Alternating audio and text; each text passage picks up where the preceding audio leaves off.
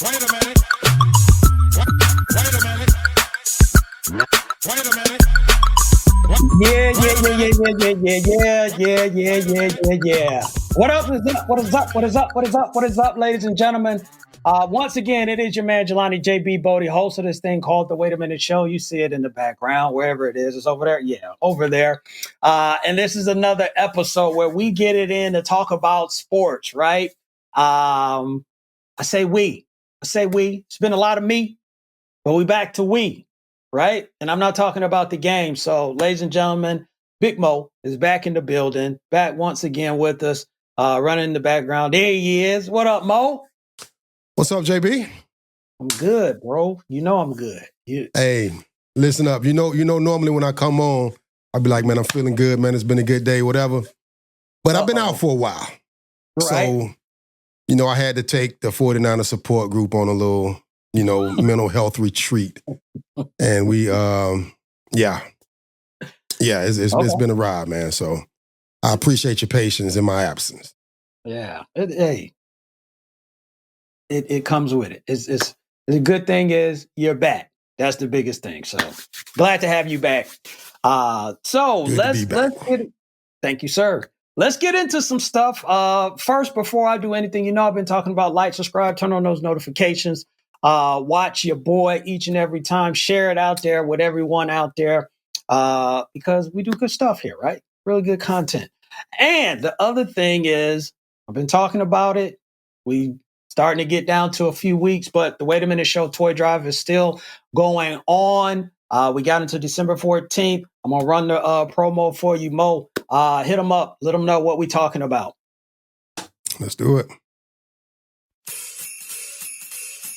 What's up, ladies and gentlemen? Once again, it is that time, the holiday season. So it is time for year 12 of the Wait a Minute Show toy drive, and I need your help this holiday season. So going on from November 1st to December 14th, the Wait a Minute Show toy drive is where we sponsor kids from Helping Hands of Paulding County, a nonprofit organization, and kids 1 through 18. We sponsor those kids and get them what they want for the holiday season.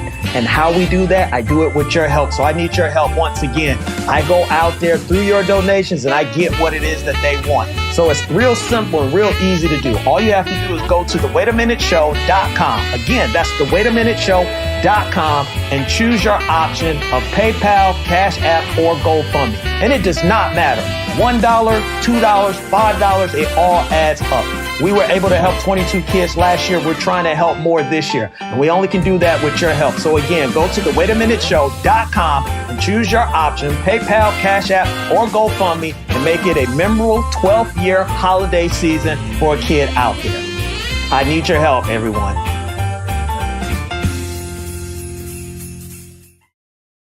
Yeah, you see it, right? So 12 years in the game.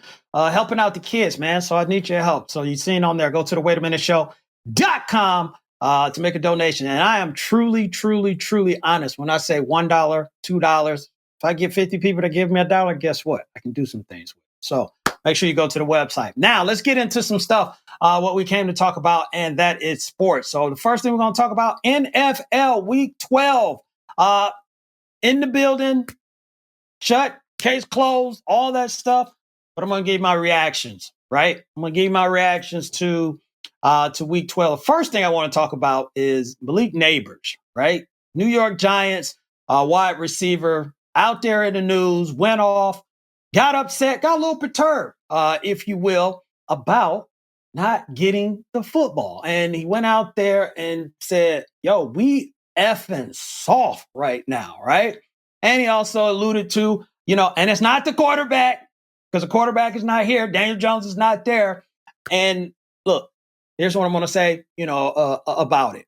Because Brian Daboll came out, said that he talked to Malik Nabers, about those comments and everything. And if you watch Hard Knocks, right?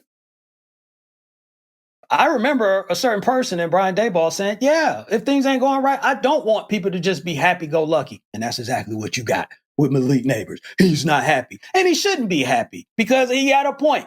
If I'm the number one wide receiver, if I am the de facto best player on this team, and I am the person that you are looking to help score, Why am I getting the ball in the third quarter for the first time? And we already down 30 zip.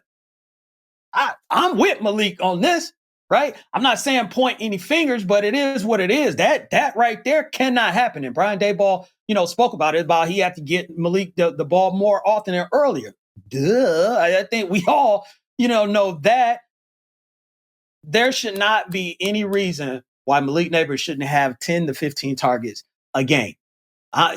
Scripted, first two, Gordon Malik, whatever it is that you want. But you can't have a situation where you're saying, hey, you know what? We got to move on from the quarterback for whatever reason that you're talking about. We're going to move in another quarterback, and then you don't even throw your best player on the team the ball. That just doesn't make any sense. So I understand why Malik Nabers is upset about that. I will be upset about it as well. Now, it's not a bad thing, a horrible thing, or anything like that. It's just he a dog. And that's what they got in there. And you expect, for stuff to happen like that. Because if he was not getting the job done, New York would let him know, about that. So he's just speaking his piece on it and everything. Don't make a big deal out of it, because, look, this is not their season anyway. But whose season it is, possibly, perhaps, could be, is one Saquon Barkley. Saquon balling. That's all I can say. I'm not even going, we don't got to go through any stats or anything like that, because what he just did to the Rams, that should be against the law. He should be arrested. He should be put in jail for a couple of days. Matter of fact, for the rest of the season, because he is giving folks the business. Now people are talking about Saquon, putting him in that MVP conversation. I had him already in the MVP conversation. I'm not one of those people that said, although it is a quarterback award, I don't strictly just throw quarterbacks in there.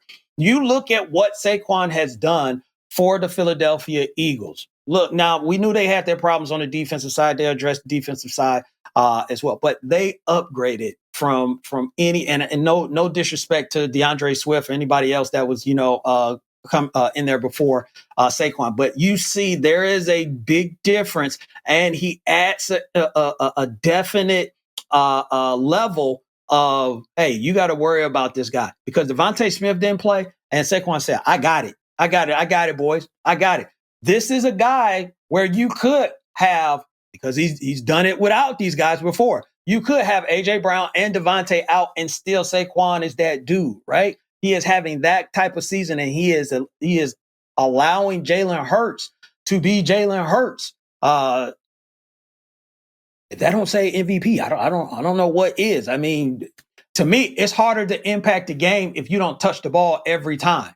So I know we talk about the quarterback, and they always got their hand on the ball every play. So if I'm making that type of impact and I'm not touching the rock every single time, come on, ladies and gentlemen, come on. What are we talking about, right? So, put him in a conversation, man. He should be there.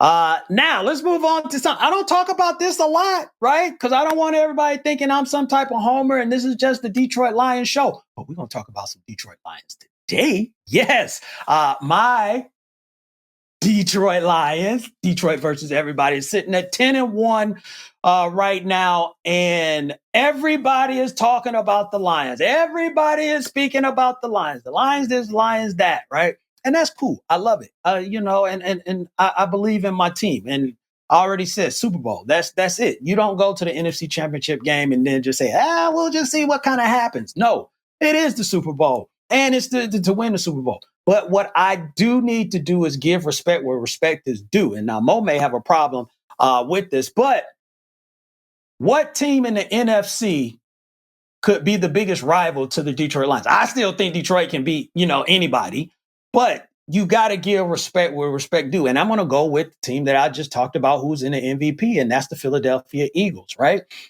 This is a team that their problem was on the defensive side. They couldn't stop anybody after the 49ers gave them the business last year, right? It seemed like it just opened the floodgates. It was already breaking. The dam was breaking, but it was just like after that beatdown, it just completely broke, and everybody had to cheat code, on the Eagles. They have addressed that, on the back end, getting C.J. Garner-Johnson back. They added the two, Mitchell and Deshaun Cooper, on the corners. And it's just, this is a different Philadelphia Eagles team. So I'm going to give credit where credit is due. I'd say the Eagles is the team.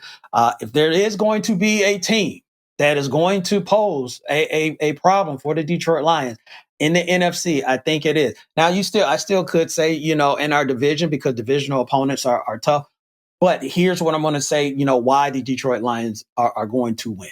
Because every team because they've played some teams with some really, good running backs. We've seen Joe Mixon.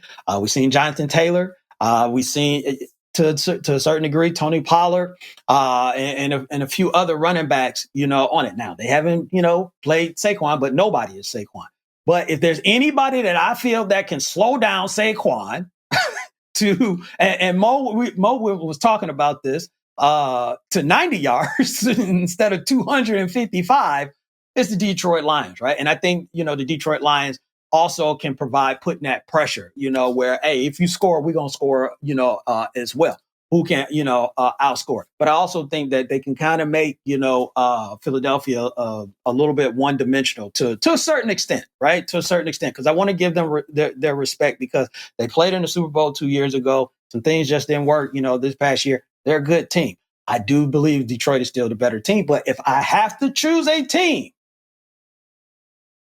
I'm going to go with my team first. But if there is a team that could be in that mix, in that tier, in that conversation, I think you got to put the Philadelphia Eagles in there. But go Lions. Now, let's end this with, and this is probably going to be the toughest part of the show, but the San Francisco 49ers. Not tough for me. It's going to be tough for Mo, but the San Francisco 49ers. What happened? What has transpired with the San Francisco 49ers? Now, I did not see this. Now, if you remember, I said during the division episodes, which was before the season, I didn't have the 49ers winning the division. People said that was blasphemy. People said I was crazy. People said I was a hater because I was a Lions fan. No. What I'm seeing right now is just part of it is that how hard it is to win consistently in this league, right? This game yesterday or Sunday that they played against the Green Bay Packers is just another example of it. I forgot that Robert Saleh was a consultant for the Green Bay Packers. He's an offensive consultant, for them. So I'm sure he had a little bit to say, when it came to the 49ers. But to have that consistency, to keep winning in the fashion that they were winning, that's hard to sustain. And then you get injuries, you make mistakes. And look, people stop being scared of you. Let's just be honest. Last year, although they got to the Super Bowl, they squeaked by Green Bay. Green Bay was a young team. Green Bay made some mistakes, and the 49ers made them pay. But if that was a different team, they probably wouldn't have made it. Detroit, same thing. Detroit made some mistakes. They squeaked by. We saw a little glimpse of it. And when they ran into Kansas City in the Super Bowl, they didn't let them off the hook, although San Francisco still played a good game. So all I'm saying is that this team in San Francisco is that when someone is not fearful and no one is scared of the big bad bully, because that defense, everybody used to be scared of. Nobody's scared of that defense, anymore. So you have to overcome that now. And you have to overcome the mental mindset, because maybe you got some guys on that team thinking like, man, are we not that good? And there's some decision making, because Mo, come in here because I know you got something to say. But the whole thing I did not understand with Christian McCaffrey. Me and Mo talked about this a little bit earlier. Is that why would you throw that load on Christian McCaffrey right away like that when Mason Jordan? Maybe I'm saying his name wrong.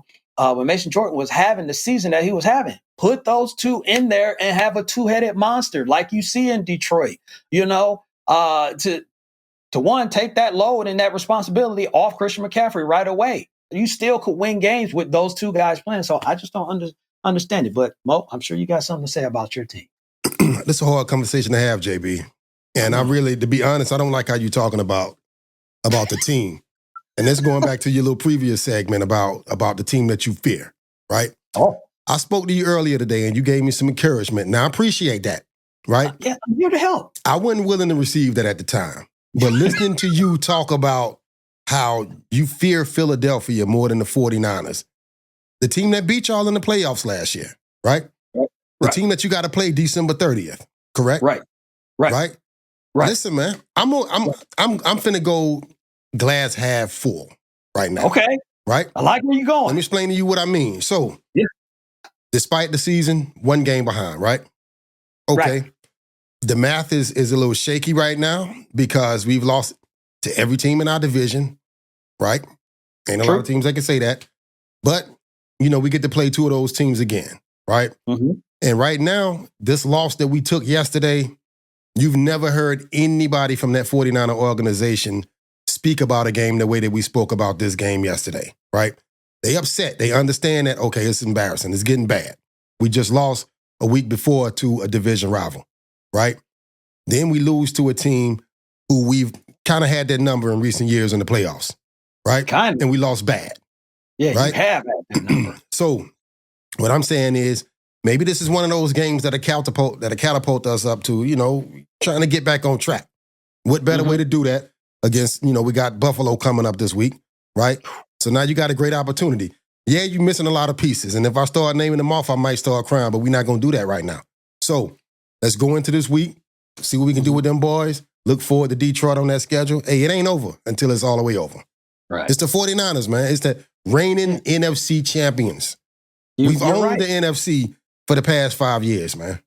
You're right. Right? And you gotta cut the head off the snake, right? You can't just think the snake is gonna just sit there. But I will tell you on December 30th, remember how y'all treated Philadelphia last year because Philadelphia was talking all that noise and y'all said, well, we were down to our last quarterback. It was somebody off the street, and they came back and we all knew.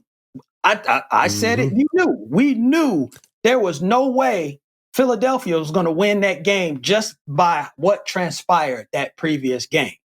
Right. And what did they do? They beat them boys head in from the get-go because they were souped up. And I'm just telling you right now, I don't think Detroit has forgotten how they feel that they let San Francisco off the hook. So listen, we ain't finna start no back and forth. And they have been making an example out of a lot of people. The Cowboys, they made an example out of them.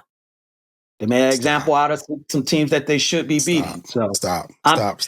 Listen, because you just not the Detroit Lions, and we're not finna go back and forth. We got a show to do. But the Detroit Lions are just getting to the point to where they feel like they belong, right? Okay. You hadn't belonged in quite some time, most of your life, maybe all your life. But we're here now. Are you? You got to prove it. You got to prove it. All right, December okay. 30th. Well, listen, I can't wait. I can't wait because I feel like you're not going to get the 49ers team that you've been getting most of the season. Okay. All right? And I hope because not. This is it. I hope not. I hope we get that team from last year because here's the thing. I'm going to tell y'all right now, ladies and gentlemen, Mo is not going to be on this show after December 30th. Not that week. There's no show happening. We shutting it down. We shutting it down. We going off the air. If listen, I quit. I quit, man. All right. Appreciate you, Mo, man. Hey, let's continue on. Like Mo said, we got a show to do. So let's get into some college football chaos, ladies and gentlemen. Chaos all over the place this past week. And we got some teams that we kind of expected to win, but they went out there and put up a poo emoji out there in Alabama, losing to Oklahoma. Jalen Milroe probably having his worst game of the season, losing 24-3. You got Ole Miss who got beat by an unranked Florida team. Now Bill Napier is sitting there and he's like, I told you, we got this, right? So you have Colorado, which is, and Deion talked about this, Coach Brian talked about it, they fumbled the opportunity. Absolutely. You can't let this kid Neal from Kansas, 4 touchdowns. And I think he had 197 or 207 with yards. He was a one-man wrecking crew. He was the one guy you needed to stop. So that has thrown, some craziness as well. And I probably not a shocker, but Indiana, right? Indiana losing to Ohio State. I'm not surprised that they lost. More of what and the reason I got Indiana here for the chaos is that I am intrigued. I am intrigued by how are they going to treat Indiana? How are they going to treat Indiana?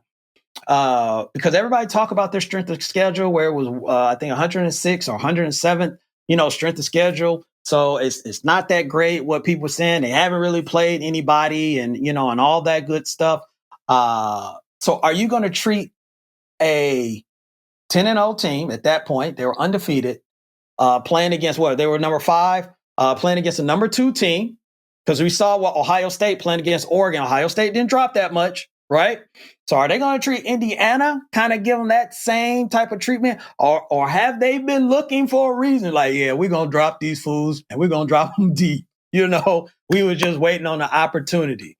So I'm going to be intrigued to see later today, because we all know Tuesday nights when they do the rankings and everything. I'm going to be intrigued to see where Indiana falls up.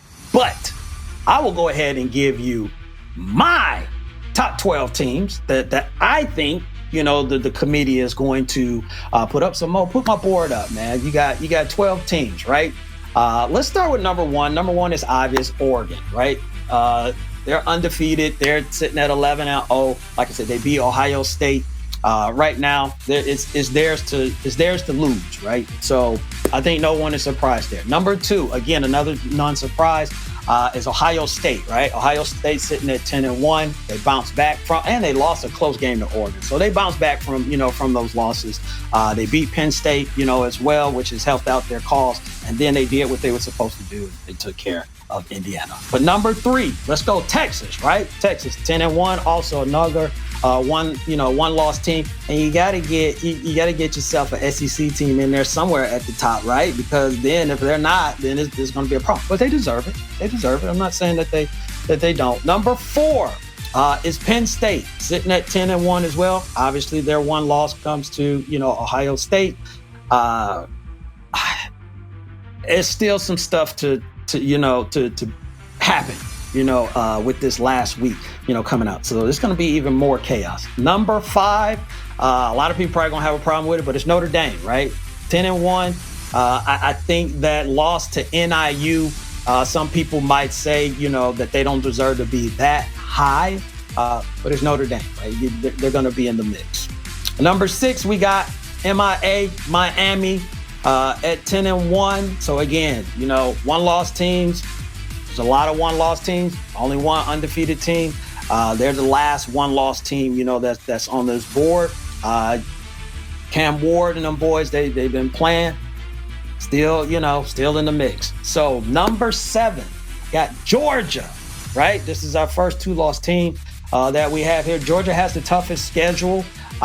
They have beat some really good teams. They had to beat Tennessee 2 weeks ago. Obviously, they took care of business for UMass, and they got Georgia Tech, coming up.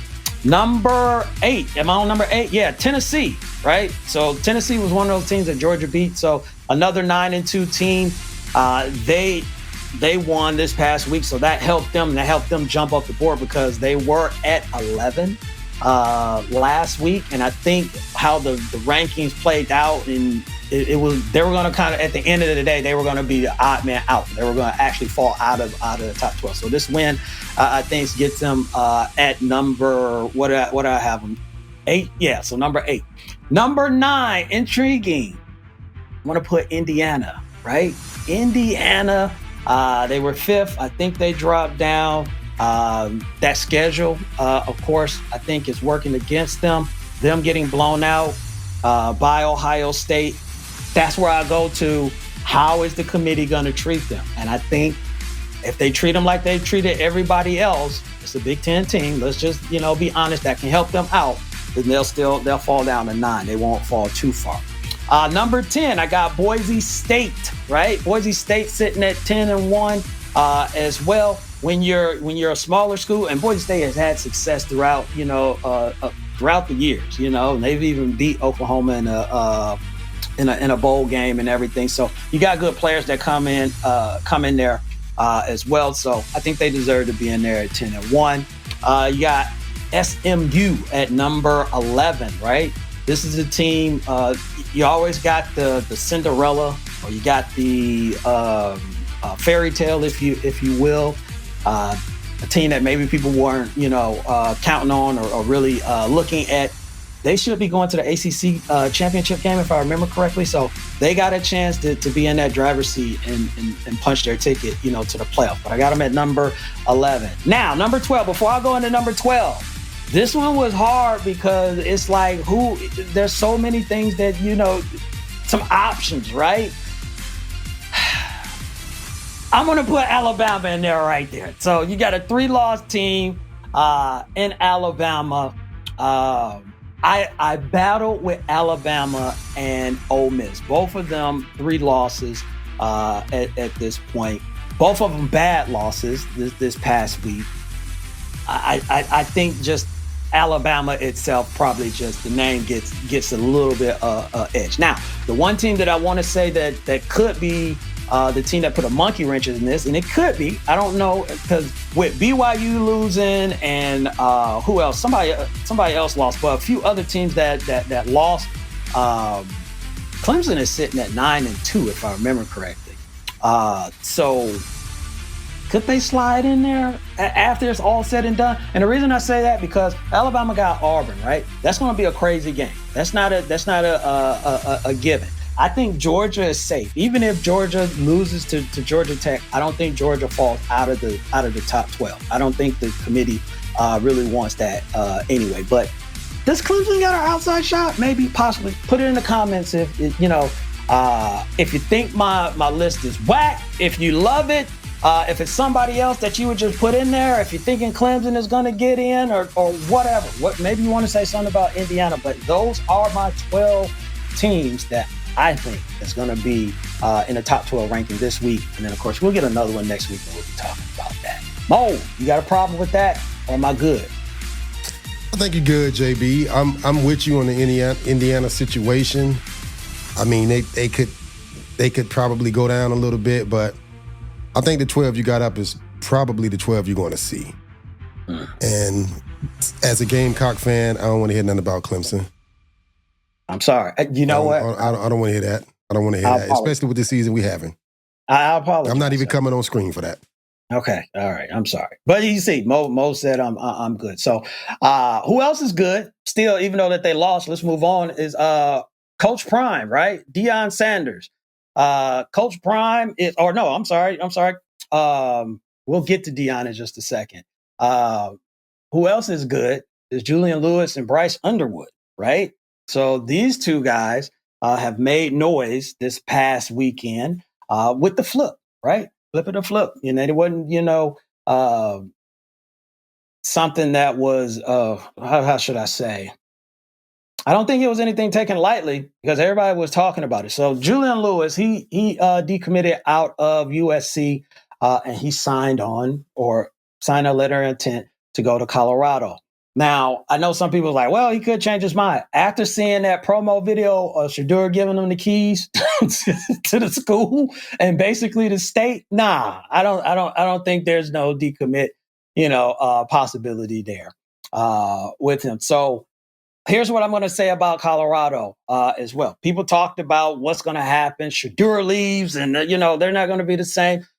You got a really good kid. I think this kid's number 2, if I remember right, in this class. So you got a really, really top-notch quarterback. Now, of course, we know star ratings and all that stuff, it only goes, so far. But here's the point, is that Prime and them is still getting folks to come in with that talent that they got, because Travis, yes, he's leaving as well as with Shedeur, but they still have some nice pieces on the outside for the wide receiver spot for Colorado for that quarterback to grow into it. Now, is he going to come in first year and just rip it up? Yeah, I'm not going to put that expectation, on him. But I do think that there's a progression. I think that they are in good hands in Colorado, and then that's you don't have to ask a question about that anymore, right? Because that was going to be the thing, with Colorado. Now let's move over to my Michigan Wolverines, right? Flipping this kid Bryce Underwood from LSU back to Michigan. He lives in Michigan, played ball in Michigan, had an opportunity, and was at the point was taking it. Like, I'm gonna get up out of here and go to some warmer weather, but $10.5 million might change that. Alleged reports is that it's 12, right? So Michigan had to do something because I talked about what was the plan, what was going on, what were we looking at, what was being done at the quarterback position when you knew JJ McCarthy was leaving. And you can't tell me that whatever was happening in practice is not being displayed on the field in the game situations, right? With your quarterback time. So Michigan had to do something. You got an opportunity to stay relevant. You got an opportunity to still get these recruits. And it's a risk. I just said it. It's not like, that just because, someone's labeled a 5-star, that they're just going to be a 5-star. But I give Michigan credit for going out here and doing what they feel needs to be done, because what is in that locker room right now, that ain't it. And I hate to talk about people, like that, but the fall off was just traumatic. We got quarterbacks who don't seem like they know they can pass, seem like they one-dimensional, then, turnover prone. And it's not just a quarterback. I'm not going to just put it all on the quarterback, but I don't know what was going on with Michigan, with that. So getting this kid, Bryce Underwood, is a step in the right direction. Obviously, they hope it pans out and he beats the player that they want, especially with this NIL deal, because everybody's going to be, talking about it as well. So kudos to both of them and what they're doing. Well, now let's move on to what people are doing and what they could be doing, and that's Coach Prime, right? I think I'm on board right now. So I just talked about Julian Lewis coming to Colorado, but now you got these rumors with Prime, with the season that they're having. Even though they just lost, they're still 8-3. They're bowl eligible. They're coming off, being one win before Prime got there, and 2 years later they're playing in a bowl game, which they're going to be playing in a pretty good bowl game. This ain't going to be, the Wait a Minute Show Bowl, or something like that. But this is going to be a really good bowl game that they're going to get as well. And this team has a lot of attention. This team is getting a lot of credit. Prime is getting a lot of shine. But people still think this dude is going to go to the NFL or go to the SEC after this season. Now, some people said, what, Julian Lewis, what happens, with that? Can Prime, promise him? Well, that's the one good thing about the portal, is that if Prime leave, he can leave, as well. But I don't think Prime is going to leave. I'm going to take the man at his word when he said he's not going to leave. He said it way before they had the season that they had, is that he's not leaving. And one of the reasons, and this is what I think is a big reason, one of the reasons he said is because he said he'll fight everybody in the pros if he went to the pros, because they're not going to listen like children or young men. I shouldn't say children, like young men. He's not going to be able to, talk to certain guys the way they talk to. Now, people are like, oh, if he goes to Dallas, I still think that would be an issue with Jerry. If Jerry welcomed it, it's one of them things. Is just like, yeah, little kid, like, yeah, come on, bring in a new kid too. Yeah. Oh, that toy? No, I don't never touch that. And then as soon as that kid touched that toy, I don't like that. That's a problem. Right? That's what I see, that Jerry Jones will be like, yeah, Prime, come on in here. They have some success, and they be like, look at what Prime doing. And Jerry going to be like, a word? And he going to be eating a banana, and he going to be talking about, I don't like that right there. So I don't think he's going to the pros. I don't think he's going, to another college. I think the job that he would want probably in college is not available right now. Although some people would say, Florida State, but I don't know, I don't know about that, because Prime wanted to go there, I think originally, and they decided to go with someone else. So he might just be like, no, I'm good where I'm at, and I'm doing some stuff. And he did say that, at his press conference. So I'm going to take the man for his word and say that he's not, going anywhere. Mo, before we move on, you got anything on that? You know how I feel about I'm that. I'm sure you got. You already know how I feel about that situation. Let me say this. Coach Prime, we love you, man. I love Coach Prime. I love what he's done for the game. I love having him in the game. Mm-hmm. But I don't believe him. I don't believe him. I think if that opportunity come open and comes available in Dallas, I think he goes. I think he goes because I think he know that, listen, I'm not some of these other coaches. I'm not your Jason Garrett's or your Wade Phillips or whatever. Mm-hmm. And if these are my terms, these are my terms. And I think that's the one guy that Jerry may listen to. I think, and it's a good look. I'm not going to get all into it. I'm not going to go into all the little different specifics of why I feel like it's a good fit. But listen, man, it's easy to say that right now when that job ain't available yet. But I do agree with you with the Florida State situation. Well, and I'm just saying, as far like the Dallas situation, like we saw it before. Jimmy Johnson came in and he got the credit, for this team. And part of the reason why they separated was because Jerry's like, yo, wait a minute, what about what I did? Let me show you that I can still, do this. They move on from him. They get Barry Switzer, but people only give him so much credit because everybody keeps saying, going to keep saying he won with Jimmy's guys or whatever. And then now we're in this situation, now 20, 25 years later, where they haven't had, the success. So I just don't know if, and you know how, look, he is old. I didn't want to say it, but you know how old people are. They're stubborn. When they get old, they don't. Listen, I get that, but you know what's not changing about Jerry Jones? That fame and that money. Listen, but Coach Prime is not Jimmy Johnson, man. If you put Coach Prime on that team right now, then guess what? The NFL for them have to make it. The Cowboys playing every Monday night at 8:00. It's like the Cosby Show.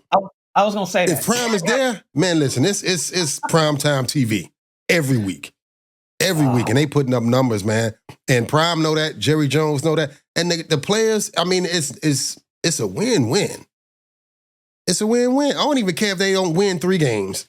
People tapping in. Well, he got to win. He gonna have to win. Something. Yeah, he gonna have to win. But I think they will. I mean, I think.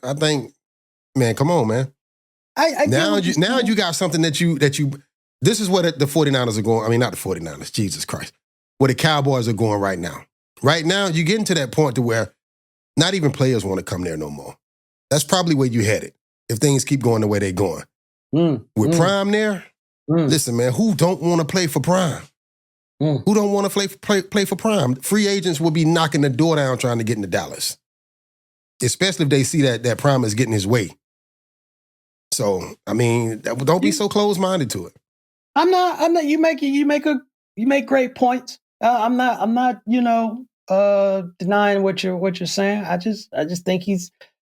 You know what? I think it's going to be there. I don't think he has to leave right now. I think he want to get some other stuff done. Do I think he's going to be in Colorado for the next 10 years? Oh, heck no. But I do think next year. It's better now while you're on an up season. Because let me ask you this and I'm going to let you go. Do you think Colorado will look like this next year? I would. Don't lie. Don't lie. You're losing Travis Hunter. No. Yeah, you are losing Travis Hunter, but it still is dependent on the quarterback play. It's all about what Julian Lewis do in that offense. Okay. All right. I think they'll go. I think they'll go as far as Lewis takes. As Lewis takes them. Don't get me wrong. Losing Travis, because it's just like some of that stuff Shadur just be throwing up. Yeah, you're losing chemistry. You're not just losing Travis. You're losing the chemistry. You're using some glue. But I mean, I'm telling you, it's better to go ahead and make the move now while you're hot. You Coach Prime. You just did something historic over there in Colorado. All right, y'all got it from here, and go ahead and make that move if it's available. If it's available. But I'm gonna say this, and we'll move on with Florida State. I just wonder. I know, and it's just a wonder. I'm not pointing any fingers and saying that it's true. I wonder if Florida State got any animosity with Prime because he did take Travis from them. Yeah. So do you got enough animosity to where you won't bring in a coach of that caliber with that kind of heat behind them? And I get it, Florida State, they probably more concerned in winning than they are in just being the team to watch. I wouldn't say animosity. I would probably say somebody's ego. We've seen people have too big of an ego to make stuff happen. But can you imagine playing back in them those Florida State Air Max? Remember man, that? they would make stupid money. Stupid. Be crazy, man. I will see what happened, man. And I said the word stupid, and I'm not calling this person stupid, but this is the last thing we're going to get up out of here. But it's just like, what are you telling us, right? James Harden, ladies and gentlemen. Someone was talking with James Harden asking, and he mentioned about what would have happened if him, KD, and Russ had to stay together, right? And he said they would have won at least 2 championships. I debated with this. I don't know if I could say 2 championships, but in the finals, 2 additional times with because they were young. They were, to a certain degree, there was some young pups when they ran into Miami, right? And correct me if I'm wrong, Maud. I think Golden State was kind of coming on at that point as well. So Correct. they would have definitely probably been in the Western Conference Finals and maybe the finals. But win 2 championships, I don't know. But it is a great what if, because these dudes, man, again, they were young pups, and it's just what could have been if they could have matured together, if they could have learned together, if they could have been, obviously I don't think they would have been James wouldn't have been, Russ wouldn't have been, and KD wouldn't have been the people that they are now, because I think all 3 of them won an MVP. So I think that's hard to do, if you're all on the same team. But it's a great what if to even think about, because this was one of those teams, because you got to think some of the guys that they had on that team with them. It was I don't know if I could put maybe one because that's how talented that they were, but I don't know if they could have put 2, because if they had I think let's see, how did that go? They would have ran into Miami again, right? Because Miami lost to Dallas, and then Miami got back to the finals to play OKC, and then Miami got back a second time to play the Spurs, if I remember correctly. So that would have been tough, Mo. That would have been something I would have loved to see if they all could have stayed together. Though I think that's one of the big what if moments when it comes to sports. This is my question. I didn't mean to jump in here, but this is my question to that. Go ahead. He was very specific. OKC would have won 2 titles. So that means you got 2 particular seasons in mind that you feel like y'all could have got it done. That's what I'm assuming. That's what he meant. He could just mean we got the caliber, of players that could go back to back or could win 2 championships if we stay together. And they had a squad. I mean, look at some of these names right here. You got Kendrick Perkins. You got you got Westbrook, Derek Fisher. You got Nazir Muhammad, Nick Collison. It was a squad, and I remember them teams. But like you said, bro, I mean, it was some other teams out there that was doing it. Yeah, but I go back to why they're not together. James wanted his money because James was coming off the bench. Yeah, he was coming off the bench, and he came out saying that it wasn't his decision to go, but James say stuff like that too, though. But even if it wasn't, I'm just saying, as nice as James Harden is, and we all know the dude can ball, how long are you going to sit on that bench? Mm-hmm. Or how long are you going to be the number 3 option?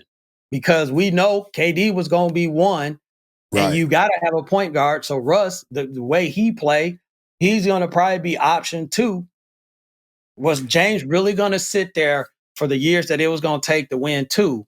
Or could he have won that spot? And if so, what kind of problem with that? Yeah. I don't think they would have did that. I don't think. You don't think so? I don't think. I don't think the general manager. I don't think Scott Brooks would have did that. I just don't think. I think you would have had problems right then and there to put. Or you're saying put him in a starting lineup, but make James the second option. I'm saying if he would have beat Russ out of that spot, if he would have put Russ on the bench, it would have definitely caused some problems. But yeah. I mean, you kind of asking who's the better player, and I mean, I don't know if me and you disagree on who we think was the better player, but I mean, we don't know. We don't know what would have happened. Hindsight, I mean, yeah, that's where he's at right now. Yeah, I think that's the biggest thing. I just think over time, the way that, all of them, have turned out, I just think that more than anything, because look how Shaq talked about, if I hadn't let my ego get in the way, and just let Kobe take over the team. He had to learn that, going to Miami and just be like, all right, it's your team or whatever. Like, and you hear that story with Penny. Yeah, with Penny. You hear that story all the time with superstars, and they just say, if I had to just check my ego just a little bit, if I had to just gave up just a little bit, things could have been different. And that's why I just think, where they would have been. I think all of them would have kind of been chirping at each other just a little bit. Look at CP3 and Blake Griffin. Mm-hmm.